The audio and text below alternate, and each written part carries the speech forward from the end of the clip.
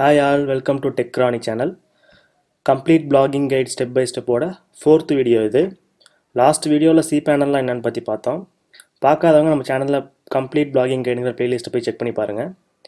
இந்த வீடியோவில் வேர்ட்ப்ரெஸ்னால் என்ன, பிளாகிங்க்கு எதுக்காக வேர்ட்ப்ரெஸ் போகிறோம் அப்படிங்கிறத பற்றி இந்த வீடியோவில் பார்க்கலாம். ஃபஸ்ட்டு வேர்ட்ப்ரெஸ்னால் என்னன்னு சொல்கிறேன். வேர்ட்ப்ரெஸ்ங்கிறது மோஸ்ட் பாப்புலர் பிளாகிங் பிளாட்ஃபார்ம். இன்னொன்று இது ஓப்பன் சோர்ஸ், யார் வேணாலும் டவுன்லோட் பண்ணி யூஸ் பண்ணலாம். இதை எங்கேயும் வாங்கி யூஸ் பண்ணுங்கிறது கிடையாது. இப்போ எதுக்காக பிளாகிங்க்கு வேர்ட்ப்ரெஸ் போகிறோம் அப்படிங்கிறத பற்றி பார்க்கலாம். நீங்கள் நிறைய பேர் யோசிக்கலாம், பிளாகிங்க்கு எதுக்கு வேர்ட்ப்ரெஸ் போகணும், பிளாகர் இருக்குது.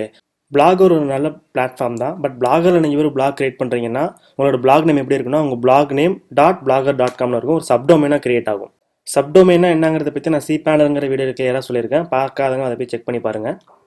அடுத்தது பிளாகரை கம்பேர் பண்ணும்போது வேர்ட்ப்ரெஸ்ஸில் ஈஸியாக கஸ்டமைஸ் பண்ண முடியும். அதை விட ஃபாஸ்ட்டாக உங்களால் ஒரு பிளாகை கிரியேட் பண்ண முடியும்.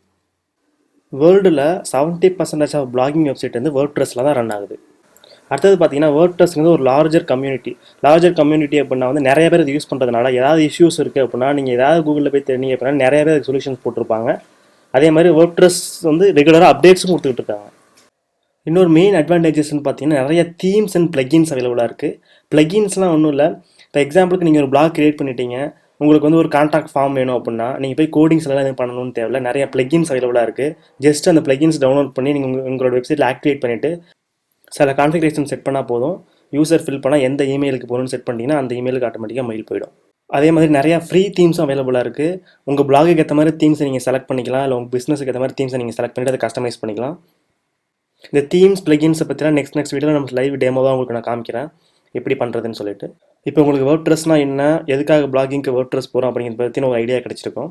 இந்த வீடியோவில் ஏதாவது டவுட்ஸ் இருந்துச்சுன்னா கமெண்ட் பண்ணுங்கள். நெக்ஸ்ட் வீடியோவில் லைவாக வேர்ட்ப்ரெஸ் எப்படி cPanel யூஸ் பண்ணி இன்ஸ்டால் பண்ணுறது அப்படிங்கிறத பற்றி பார்க்கலாம்.